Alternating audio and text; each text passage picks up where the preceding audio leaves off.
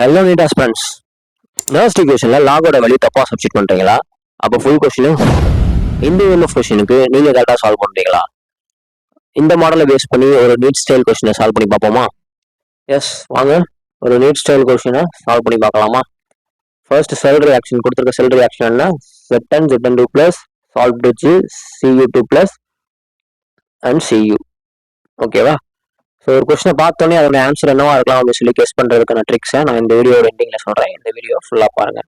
So given value சொன்னால் E0 sell is equal to 1.10 volt. Next n is equal to இந்த n is equal to 2 அப்படிங்கிறது எதை denote பண்ணுது அப்படின்னா அதுக்கு மேலே நம்ம ஆக்சிடேஷன் என்ன ரிடக்ஷன் என்ன ஆனோட் கேத்தட் என்ன அப்படிங்கிற ரியாக்ஷனில் தெரிஞ்சுக்கணும். ஃபர்ஸ்ட் லெஃப்ட் சைடில் என்ன இருக்கும், ரைட் சைடில் என்ன இருக்கும்? லெஃப்ட் சைடில் நமக்கு என்ன இருக்கும்? ஆனாக்ஸ் அப்படின்னா anode which is oxidation. Right side நமக்கு என்ன இருக்கும்? தட் இஸ் கேத்தோட் ரிடக்ஷன் நடக்கும். ஸோ அந்த ஆக்சிடேஷன் ரிடக்ஷன் அப்படிங்கிறத நம்ம ஹோல் ரியாக்ஷன்லேருந்து ஹாஃப் ரியாக்ஷன் எழுதுவோம் இல்லையா? ஹாஃப் ரியாக்ஷன் எப்படி எழுதுவோம்? Zn gives Zn2 plus 2e சொல்லி எழுதுவோம். Next Cu2 plus 2e gives Cu. இதுதான் half reaction for this whole reaction, cell ரியாக்ஷனுக்கான ஹாஃப் ரியாக்ஷன். ஸோ இந்த ஹாஃப் ரியாக்ஷன்ல பாருங்க 2 எலக்ட்ரான்ஸ் 2 எலக்ட்ரான்ஸ் இருக்கு, ரெண்டுமே 2 எலக்ட்ரான்ஸ் இருக்கா, பேலன்ஸ்டா இருக்கு. ஸோ அந்த நம்பர் 2 அப்படிங்கிறதா இங்கே n is equal to 2 அப்படிங்கிறத டினோட் பண்ணியிருப்பாங்க.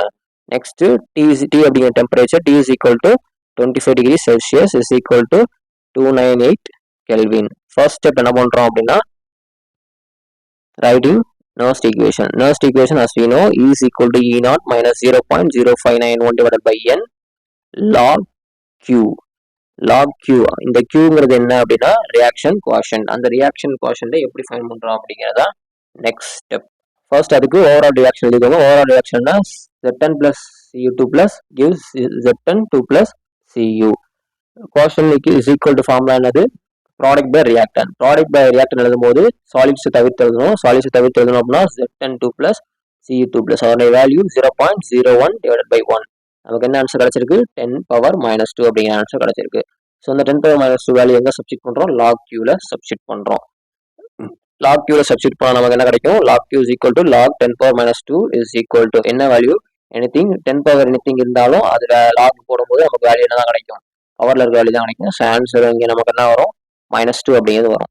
ஸோ இப்போ நம்ம கண்டுபிடிச்ச வேல்யூஸ் அண்ட் கிவன் வேல்யூஸ் எல்லாத்தையும் என்ன பண்றோம்? நர்ஸ்ட் ஈக்குவேஷன் சப்ஸ்டிட் பண்றோம்.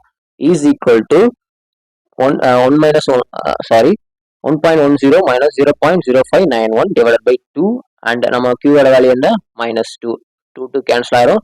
ஸோ அந்த மைனஸ் மைனஸ் என்ன ஆகும்? இங்கே பிளஸ் ஆயிரும். 1.10 plus 0.0591 ரெண்டு ஆட் பண்ணும்போது நமக்கு என்ன வேல்யூ கிடைக்குது? 1.159 வோல்ட் அப்படிங்கிற வேல்யூ கிடைக்குது. நம்ம ரவுண்ட் ஆஃப் பண்ணி சொல்லும்போது 1.16 வோல்ட் அப்படிங்கிறத சொல்லுவோம். அப்போ இ செல்லோட வேல்யூ என்ன? 1.16 வோல்ட். ஓகேவா? ஸோ இதாங்க ஆன்சரு. நான் ஃபர்ஸ்ட் சொல்லியிருந்தேன் இல்லையா ஸ்டார்டிங்ல ஒரு கொஸ்டினை பார்த்து அதோட ஆன்சர் என்னவா இருக்கலாம் அப்படிங்கிற எப்படி கெஸ் எடுக்கலாம் அப்படிங்கிறத சொல்றேன். ஸோ இங்க பாருங்க கொஸ்டின்ல கொடுத்துருக்காங்க கான்சன்ட்ரேஷன் கொடுத்துருக்காங்க, ரியாக்டன் கொடுத்துருக்காங்க, ப்ராடக்ட் கொடுத்துருக்காங்க. இங்க ரியாக்டன் அதிகமா இருக்கா, ப்ராடக்ட் அதிகமா இருக்கா? இங்க கொடுத்துருக்க ரியாக்ஷன்ல ப்ராடக்ட் தான் கான்சன்ட்ரேஷன் அதிகமா இருக்கு. ஸோ ப்ராடக்ட்டுக்கு கான்சன்ட்ரேஷன் அதிகமா இருந்துச்சு அப்படின்னா இ செல்லோட வேல்யூ இன்க்ரீஸ் ஆகும். If product concentration increases, E cell value also increases. இதாங்க அந்த ட்ரிக்.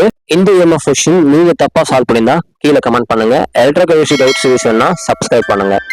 For more videos